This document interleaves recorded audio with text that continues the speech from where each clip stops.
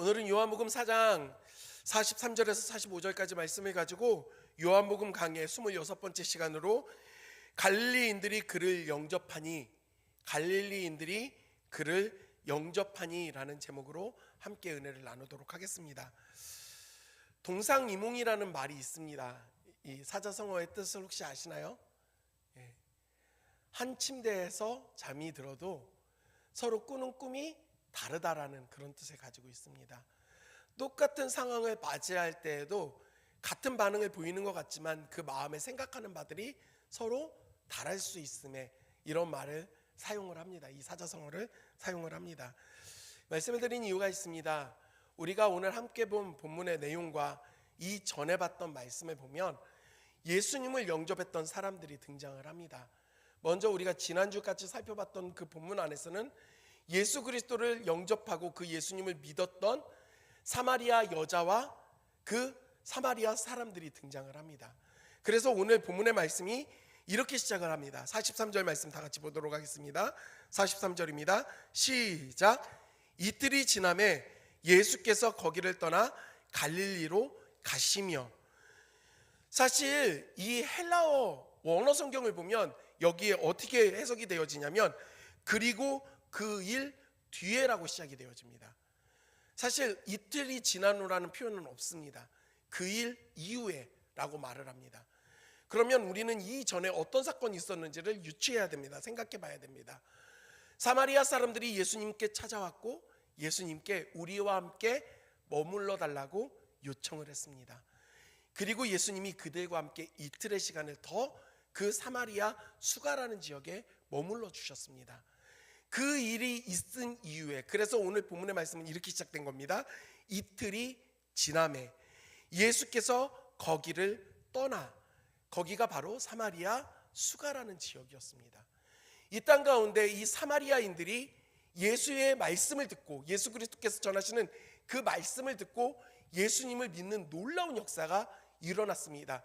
그들은 사마리아 여자를 향하여서 우리가 너의 말로 인하여 저분을 믿는 것이 아니라 저분의 말씀을 듣고 나서 이제는 우리가 스스로 예수 그리스도를 메시아로 믿게 되었다라는 믿음의 고백을 하였습니다. 그리고 나서 예수님이 이제 원래 목적하셨던 갈릴리 지역으로 출발을 하신 겁니다. 그러면서 예수님이 이런 말씀을 하십니다. 우리 44절 말씀을 다 같이 읽겠습니다. 시작.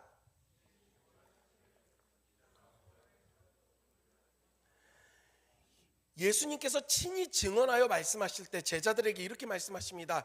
선지자가 고향에서는 높임을 받지 못한다라고 말씀하십니다. 이게 유대인들 안에 있었던 속담입니다.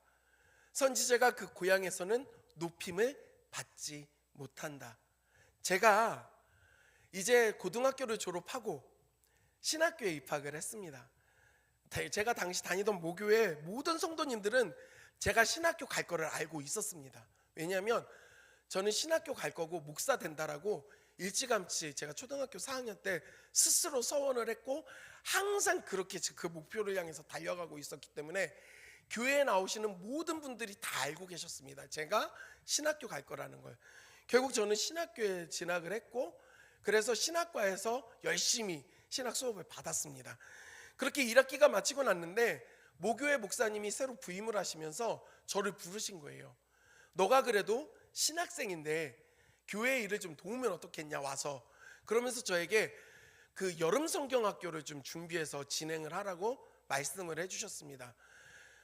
말이 신학생이지 아직 아무것도 모르는 20살짜리가 여름 성경학교를 전체를 다 진행한다는 게 저는 사실 감도 오지 않았고 자신이 없었습니다. 그리고 제가 잘하는 게 없어서 뭘 해야 될지를 모르겠는 겁니다. 그래서 어떻게 했냐면 제가 그 요술풍선을 엄청나게 많이 샀습니다. 그리고 지금처럼 인터넷이 그때는 이렇게 발달하지 않았습니다. 유튜브를 보면서 배울 수 있는 게 아니라 그때는 온전히 책이었습니다.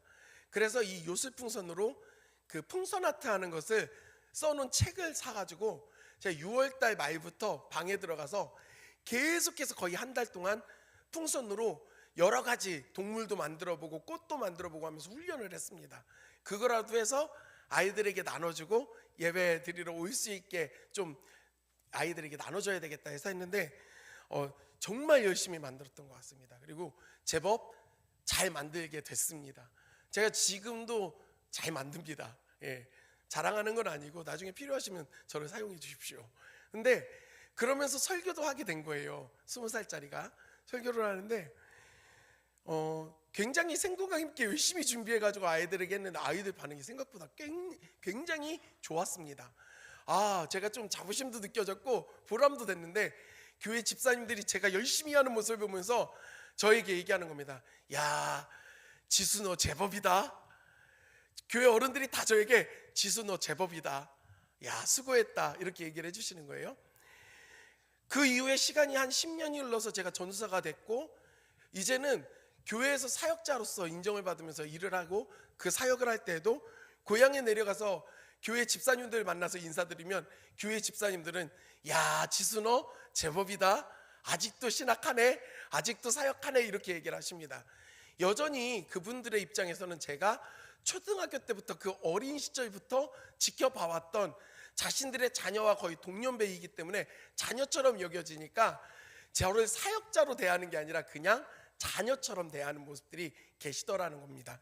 물론 그 모습이 정감 있고 참 나쁘지 않았습니다. 하지만 또 다른 한편으로는 제가 사역자로서 설교를 하거나 이 사역의 자리 가운데서 그 일들을 할 때에도 이분들이 받아들이는 것은 저를 사역자로 받아들이는 게 아니라 어린 시절부터 교회에서 자라왔던 그 자녀와 같이 여기니까 약간은 경시 여기고 무시하는 부분들이 없지 않아 있을 수밖에 없다는 것을 깨닫게 됐습니다.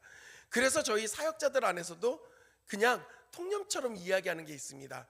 누구든 신학교에 가고 사역을 해도 모교회는 가는 거 아니다 라고 저희끼리 이야기합니다.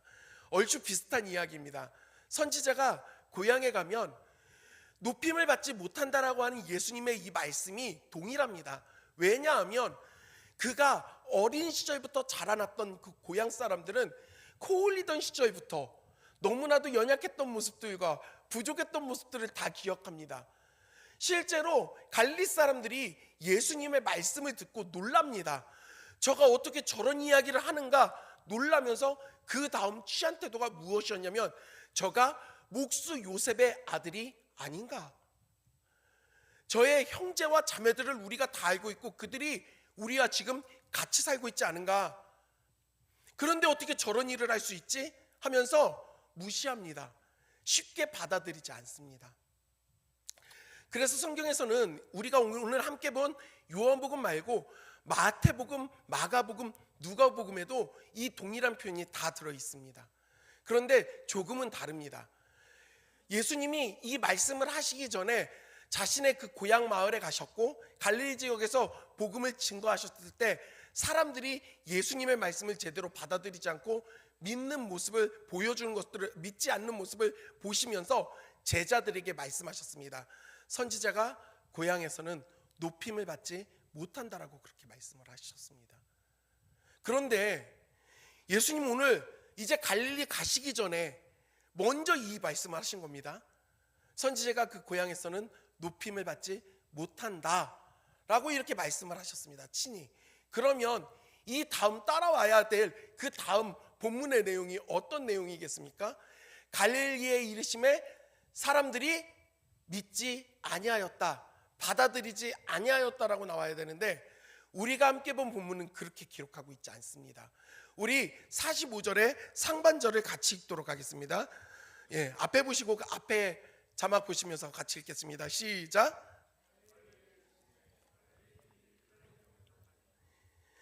갈릴리에 이르심에 갈릴리인들이 그를 영접하니. 예수님은 분명 선지자가 그 고향에서는 높임을 받지 못한다라고 말씀을 하셨고, 말씀대로라고 한다면 갈릴리의 이름에 갈릴리 사람들이 예수님을 영접하지 않았다라고 나와야 되는데 오늘 본문에서는 영접했다라고 나옵니다. 그럼 우리는 단순히 생각합니다. 갈릴리 사람들도 예수님을 믿은 거구나, 받아들였구나 라고 생각할 수 있습니다. 하지만 여기에 나오는 영접이라는 단어는 데코마이, 받아들이다, 환영하다라는 뜻을 갖고 있습니다. 그러니까 갈릴리 사람들이 예수님이 그 마을에 오시는 걸 환영했다라는 겁니다. 우리가 잘 암송하고 있는 요한복음 1장 12절 말씀에 영접하는 자라고 하는 여기에 쓰여지는 영접은 이 데코마이가 아닙니다. 람바노라고 하는 그런 헬라어 단어입니다. 비슷한 것 같지만 사용세가 완전히 다릅니다. 이것은 마음으로 받아들이다라는 뜻을 갖고 있습니다. 그러니까요, 갈릴리인들은 예수님을 환영하긴 했지만 마음으로 받아들인 것은 아니었습니다. 자, 사마리아 지역에서 예수님을 믿었던 사람들과 갈릴리 지역에서 예수님을 영접한 사람들이 모두 다 예수님을 영접한 것 같긴 하지만, 비슷한 태도를 취하는 것 같지만 이들의 마음은 완전히 달랐다라는 것입니다. 그러면 갈릴리인들이 어떻게 예수님을 영접했는가, 왜 영접했는가가 이 뒤에 그 이유가 들어가 있습니다. 같이 보도록 하겠습니다. 45절 후반절 말씀입니다. 시작. 이는 자기들도 명절에 갔다가 예수께서 명절 중 예루살렘에서 하신 모든 일을 보았음이더라. 갈릴리 사람들이 예수님을 환영했던 이유는 예수님이 예루살렘에서 하셨던 행하신 모든 일들을 보았던 그것이 있었기 때문에 환영을 했던 겁니다. 여러분, 예수님이 예루살렘에서 사역하실 때 위용이 대단했습니다. 침례 요한에게 찾아갔던 모든 사람들이 이제는 침례 요한이 아닌 예수님께로 나오는 모습들을 보았습니다. 예수님이 가르치실 때마다 사람들이 큰 감동을 받았고 수많은 추종자들이 모여들기 시작했습니다. 병을 고치셨고요, 그리고 천국 복음을 선포하셨습니다. 이에 예수님을 따르는 무리가 점점 늘어나는 것들을 이 갈릴리 사람들이 그 예루살렘에 갔다가 명절에 모두 보았던 겁니다. 지금도요, 각 살아가는 지역에 유명한 사람이 나오면 동네 입구에 뭐가 붙죠? 플랜카드가 붙여집니다. 어느 중학교, 어느 고등학교, 몇 회 졸업생, 서울대, 수석 입학, 동네에도 붙여집니다. 장관이 나오면 우리 동네 출신 누구, 시골은요 아무개 아들 누구까지 붙여집니다. 관련만 되어지면 나와 조금이라도 뭔가 연이 붙여져 있다고 한다면 조금이라도 더 가까운 것을 드러내고 싶어하는 게 사람의 욕구입니다. 그러다 보니 예수님의 이런 추종하는 사람들이 늘어나는 모습들을 보고 예수님의 영향력이 확장되는 걸 보면서 갈릴리 사람들은 함께 어깨가 높아지는 겁니다. 그리고 이야기합니다. 야, 저 사람 어느 동네 출신인 줄 알아? 저 사람 고향이 어딘 줄 알아? 저 사람 어렸을 때 모습이 어땠는 줄 알아? 난 알아. 내가 같은 지역에 살았거든. 그 어린 시절의 모습을 다 봤어. 그 엄마 아빠도 내가 너무 잘 알고 있고 그 형제 자매들도 내가 알아. 드러내고 싶은 마음이 가득한 겁니다. 갈릴리 사람들은요 예수님을 영접하는데 그들의 마음에는 이 높아지고 있는 예수님에 대한 그 환영의 마음이 모든 것을 차지하고 있었다라는 것입니다. 그런데요, 문제는 무엇이냐? 사마리아 사람들과 갈릴리 사람들이 예수님을 영접한 마음들이 서로 다른데 그 겉모습은 비슷했다라는 겁니다. 큰 차이가 없는 것 같은데 사실 실상으로는 차이가 크게 나타납니다. 먼저는요, 사마리아 사람들이 예수님을 믿었던 것은요 분명한 이유가 있었습니다. 자, 오늘 요한복음 함께 보진 않았지만 이전의 말씀 41절 말씀 같이 보도록 하겠습니다. 41절에 뭐라고 기록되어 있냐면 이렇게 기록되어 있습니다. 제가 읽겠습니다. 예수의 말씀으로 말미암아 믿는 자가 더욱 많아. 사마리아 사람들은요 예수님의 말씀으로 말미암아 예수님을 믿게 된 겁니다. 단순히 예수님의 유명세를 따라간 게 아니에요. 실제로 이들은요 예수님이 그렇게 유명한 사람인지 엄청난 영향력을 갖고 있는지 몰랐습니다. 사마리아 여자가 처음 예수님을 만났을 때에도 그가 누군지 모릅니다. 그냥 유대인 중에 한 남자 청년이 자기에게 말을 거는 게 탐탁지 않았습니다. 그에 대해서 대화를 나누면서 점점 알았고 나중이 돼서야 그분이 그렇게 기다렸던 메시아 그리스도인 것을 그 여자가 알았습니다. 그리고 나서 이 여자가 동네로 들어가서 사람들에게 내가 메시아를 만났다라고 그렇게 선포하였을 때 수많은 사마리아 사람들이 예수님께서 나왔습니다. 그리고 예수님이 가르치시는 말씀을 들으면서 이분이 우리가 기다렸던 메시아라는 것을 깨닫고 그 예수님을 믿게 되었습니다. 그들이 이 여자에게 했던 그 고백이 그거였습니다. 당신이 우리에게 했던 그 간증으로 말미암아, 너의 그 말로 말미암아 내가 예수님을 믿는 게 아니라 예수님의 말씀을 통해 우리가 저분이 참으로 세상의 구주라는 것을 알게 되었다. 이렇게 고백을 합니다. 그런데 이 갈릴리 사람들은 그렇지 않았다라는 겁니다. 사랑하는 성도 여러분, 그래서요, 이 갈릴리 사람들이 후에 예수님의 말씀을 전하실 때 받아들이질 않습니다. 그럴 때 예수님이 그 고정관념을 갖고 받아들이지 않는 갈릴리 사람들에게 책망하십니다. 엘리야 시절에 가뭄이 들었을 때 이스라엘에 수많은 과부가 있었지만 엘리야를 통하여 하나님의 공급하심을 받았던 사랍돈의 그 과부 외에는 다른 사람들은 받지 못했다라고 표현을 하십니다. 아울러 수많은 나병 환자들이 있었지만 고침을 받았던 것은 나아만밖에 없었다라는 표현을 하십니다. 이 말씀의 뜻이 무엇이었냐면 이방인들에게까지 구원이 가고 그 복음이 들어가지만 너희는 받아들이지 않음으로 인하여서 받지 못하게 된다라고 책망하신 것입니다. 그렇게 예수님이 말씀하셨을 때 누가복음 4장의 말씀을 보면요, 4장 28절과 29절의 말씀을 보면 이렇게 나옵니다. 회당에 있는 자들이 이것을 듣고 다 크게 화가 나서 일어나 동네 밖으로 쫓아내어 그 동네가 건설된 산 낭떠러지까지 끌고 가서 밀쳐 떨어뜨리고자 하되, 이 사람들이 예수님의 말씀을 듣고 책망을 듣고 화가 난 겁니다. 크게 화가 나서 예수님을 끌어서 그 산 꼭대기까지 올라갑니다. 그리고 낭떠러지로 예수님을 떨어뜨리려고 합니다.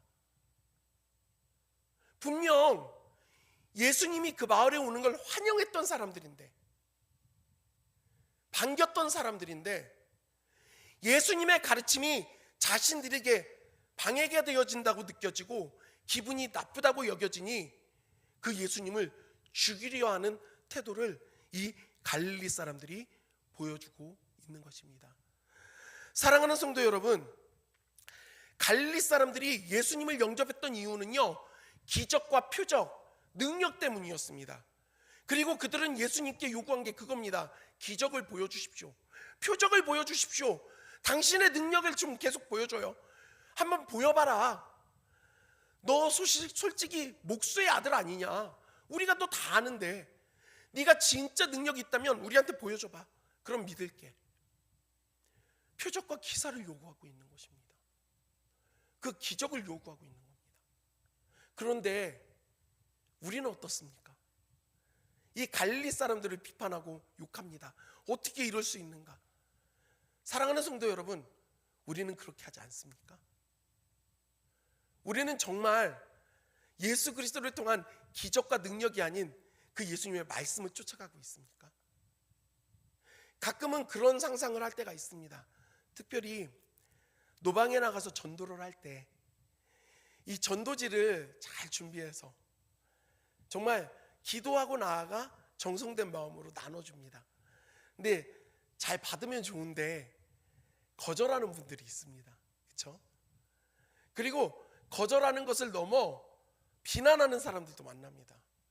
냉정하게 거절하고 막 비난을 합니다. 뭐 하는 짓이냐고. 다들 표정이 이런 경험이 없으신 것 같네요. 저는 창원에서 전도할 때, 창원에 그 전도단을 꾸려서 와서 전도할 때 제가 창원에 참 안 좋은 기억이 있습니다. 아파트 전도할 때 잠깐만 기다리라고 너무 따뜻하게 이야기하시는 아저씨가, 저는 그래서 복음을 받아들이실 건가 보다 하더니 나중에 물바가지를 들고 나와서 제 얼굴에다 그대로 끼얹어 버리시더라고요. 굳이 그렇게까지. 제가 돌아서 나오는데 눈물이 나더라고요. 억울해서 눈물 난 게 아니었고요. 참 그 영이 너무 불쌍했습니다. 전도를 하다 보면 이렇게 어려움들을 겪을 때 문득 그런 생각을 할 때가 있습니다. 한 번씩은. 제가 그냥 전도제를 정성스럽게 나눠주는 게 아니라 하늘로 확 날리는 겁니다. 그런데 갑자기 이 전도지가 슉슉슉 날아가서 그 받아야 되는 사람들 손에 그냥 들어가는 겁니다. 제가 주지 않았는데도. 그럼 사람들이 깜짝 놀라겠죠. 그렇게 놀라고 있는데 어떤 사람들은 기분 나쁘다고 던질 때 제가 이렇게 딱 쳐다보면 하늘에서 번개가 반짝이는 겁니다. 엊그저께처럼 천둥이 우르르 꽝꽝 치는 겁니다. 그리고 제가 이렇게 빤히 쳐다보고 있을 때 광풍이 불면서 그 사람을 확 휩쓸면 이 사람이 깜짝 놀랄 거 아닙니까? 조금 더 가면 제가 딱 째려봤을 때 그 사람 이름이 나오는 겁니다. 지수 이놈! 하늘에서 음성으로. 그러면 적어도 그 사람들이 깜짝 놀라서 하나님 살아있구나, 교회 가야겠구나, 이런 생각 하지 않을까라는 생각을 해볼 때가 있습니다. 여러분, 제가 지금 농담처럼 얘기했는데 이렇게 진지하게 들으시면 제가 좀 부담이 되는데 이런 일은 안 일어납니다. 안 일어나요. 이런 능력이 좀 나타나서, 하나님의 능력이 나타나고 기적이 나타나서 하나님의 높으심이 사람들에게 드러나면 얼마나 좋겠는가 생각해 볼 때가 있다라는 겁니다. 그 교회 가니까 병든 자가 낫고 문제 해결되고 자녀가 인서울하고 대기업에 취직되더라, 그 교회 가면 되더라, 그러면 아마 우리 교회도 많은 사람들이 몰려올 거라니까요. 이건 아멘 하시면 안 돼요. 근데 안 일어나더라는 겁니다. 사랑하는 성도 여러분, 우리가 기억해야 될 게 있습니다. 기적을 통해, 하나님의 그 능력을 통해서 사람들이 하나님을 찾게 되면요, 능력만을 쫓아가게 되더라는 겁니다. 그리고 그것이 없어지면 얼마든지 쉽게 버릴 수 있다라는 겁니다. 그러면서 구약의 사건이 하나가 떠오릅니다.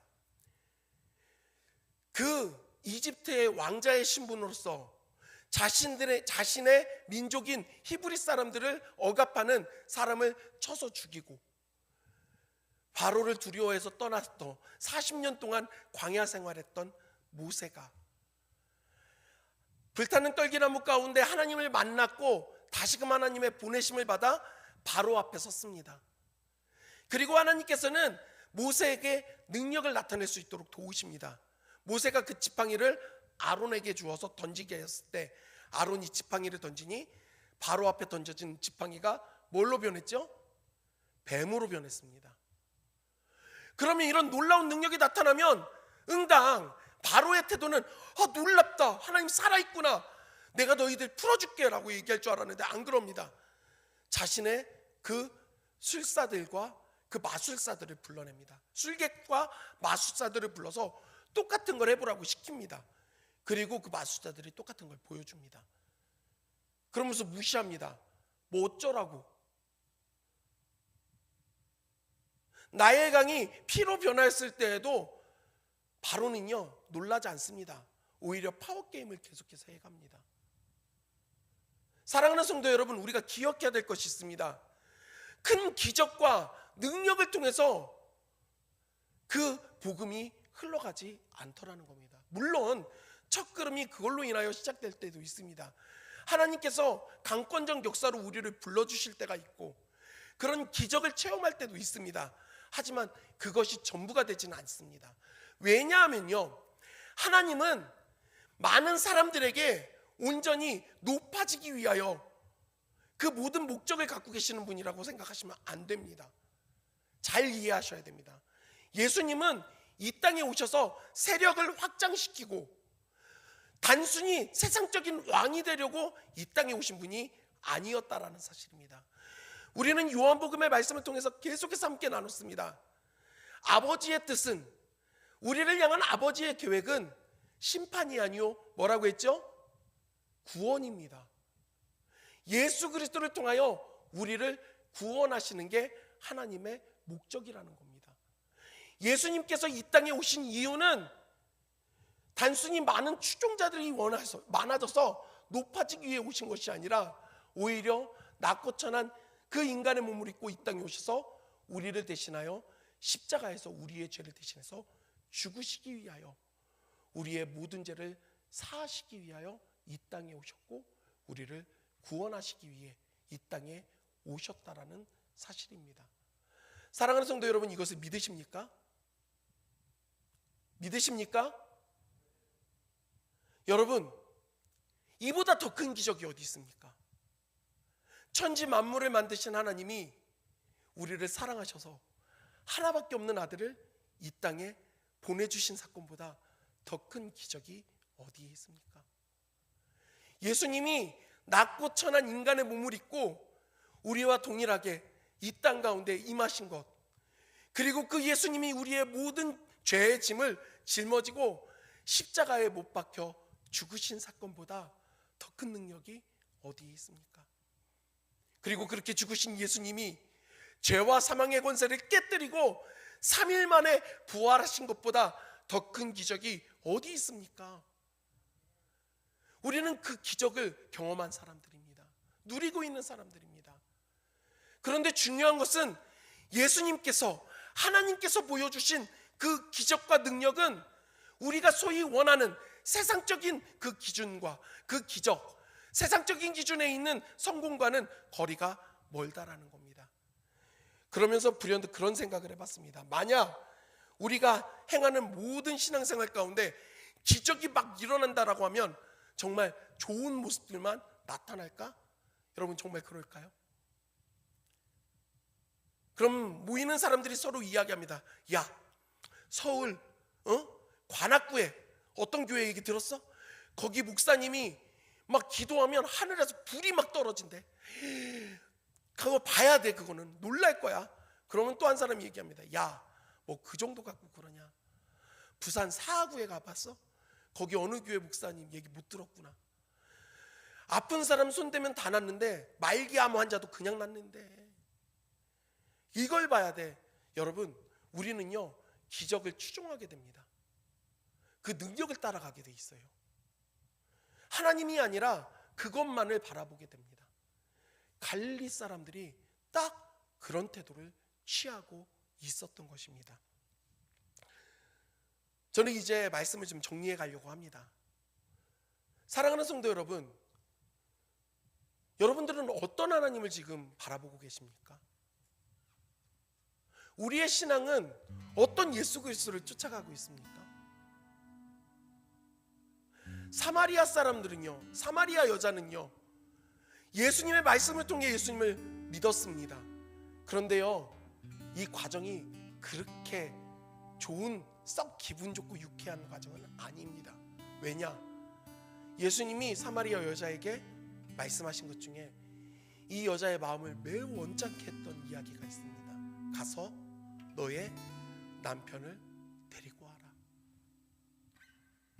사마리아 사람들에게 선포하셨던 예수님의 말씀은요, 구약의 율법의 말씀들이에요. 그럼 이 기준 안에서 사마리아 사람들은요, 구원받을 수 없는 이방인과 똑같이 여겨졌던 죄인들이라는 걸 깨닫게 되거든요. 이건 썩 유쾌한 일이 아니죠. 그런데 사랑하는 성도 여러분, 구원의 첫걸음은 거기에서부터 시작이 되더라는 겁니다. 내가 죄인인 것을 깨닫는 것에서부터, 나는 죄로 인하여 답이 없는 존재구나, 나는 죄악으로 인하여 멸망당했구나, 내가 사망의 종으로, 마귀의 종으로 살아갈 수밖에 없는 존재였구나라는 걸 깨닫는 겁니다. 그리고 그때 우리에게 손을 내미시는 예수님이 보이는 겁니다. 그런 답이 없는, 그런 소망이 없는 나의 이 처지 가운데로 손수 찾아와 낮아지신 예수님이 보인다라는 겁니다. 그 예수 그리스도를 믿으면 우리는 구원을 받습니다. 이 사실을 믿으십니까? 사랑하는 성도 여러분, 언제부터 우리 기독교가, 언제부터 우리 예수 그리스도를 따라가는 제자들이 높은 것들을 추구합니까? 성공을 이야기합니까? 예수님은 우리에게 뭐라 말씀하십니까? 누구든지 나를 따르려거든 높아져라, 성공해라, 실패는 안 된다, 사람들에게 인정받으라 말씀하시지 않습니다. 누구든지 나를 따르려거든 날마다 자기를 부인하고 십자가를 져야 한다라고 말씀하십니다. 제가 요즘 참 마음에 고민이 많습니다. 지금 이슈가 되고 있는 기독교계에 이슈가 되고 있는 다음 주에 함께 모여서 연합으로 예배를 드리는 이 일들로 인하여 이게 옳으냐 그르냐 막 싸우고 있는 모습들이 엄청나게 나타납니다. 전 어떤 게 옳고 그르다고 생각하지 않습니다. 예배가 나쁘다고 생각하지 않습니다. 저는 근데 질문하고 싶은 거예요. 광화문에 100만의 성도가 모이는 게 무슨 의미가 있습니까? 무엇을 보여주고 싶은 겁니까? 전 질문하고 싶어요. 사랑하는 성도 여러분, 교회 건물이 보잘것 없어져서 예수님의 능력이 없어진 겁니까? 성도들이 숫자가 줄어들어서 우리의 능력이 사라지고 있는 겁니까? 아니에요. 과거에 비해 교회 건물은 훨씬 더 커졌고 아름다워졌습니다. 신앙생활하는 것들은 얼마나 편해졌습니까? 최고의 시스템을 갖추고 함께 예배드릴 수 있는 공간들을 만듭니다. 과거 어려웠던 시절보다 예수 믿는 사람들의 그 학력은 더 높아졌고 수준도 높아졌습니다. 그런데 신기한 건 이렇게 교회가 성장하고 풍성해질수록 점점 힘을 잃어간다라는 겁니다. 왜냐하면 예수님께서 보여주신 낮아짐의 자리를 버리기 때문에 그렇습니다. 예수님은 그 기적과 능력을 보여주시기 위하여 골고다 그 죽음의 길을 걸어가셨고 높은 보좌가 아닌 십자가 그 형벌을 감당하셨습니다. 그리고 그 예수님이 우리에게 말씀하십니다. 생명으로 인도하는 그 문은 좁고 그 길은 협착하여 찾는 이가 적다. 하지만 누구든지 나 따르려면 자기를 부인하고 십자가 져야 된다. 그리고 그런 낮아짐의 자리로 우리가 나아갈수록 예수님의 선한 영향력이 나타난다라는 겁니다. 오늘 본문의 말씀에서 너무나도 큰 은혜가 되는 것은 예수님은 갈릴리에 가면 그 사람들이 자기를 어떻게 대할지 알고 계셨습니다. 선지자가 고향에서는 높임을 받지 못한다. 그럼에도 불구하고 우리 예수님 갈릴리에 이르시네. 예수님이 이 땅에 오시면 사람들이 예수님을 어떻게 할지 알고 계셨습니다. 빛이 세상에 왔을 때 사람들이 알지 못하였습니다. 그럼에도 예수님은 낮고 천한 인간의 모습을 입고 이 땅에 오셨다라는 겁니다. 그렇다고 한다면 사랑하는 성도 여러분, 우리 역시도 그 예수님의 길을 따라가야 하지 않을까요? 그 예수님을 바라보며 나를 부인하고 십자가를 져야 하지 않을까요? 그 낮아짐의 자리로 갈 때 우리에게 그 주님의 능력이 임하게 되는 줄 믿습니다. 복음은 역설입니다. 믿음은 역설적이에요. 우리가 낮아지면 주님은 높아지십니다. 우리가 연약해지면 주님은 강함으로 나타나십니다. 그 약함과 낮아짐으로 나아갈 수 있는 저와 여러분들이 되기를 주님의 이름으로 간절히 소원합니다. 우리 말씀을 붙잡고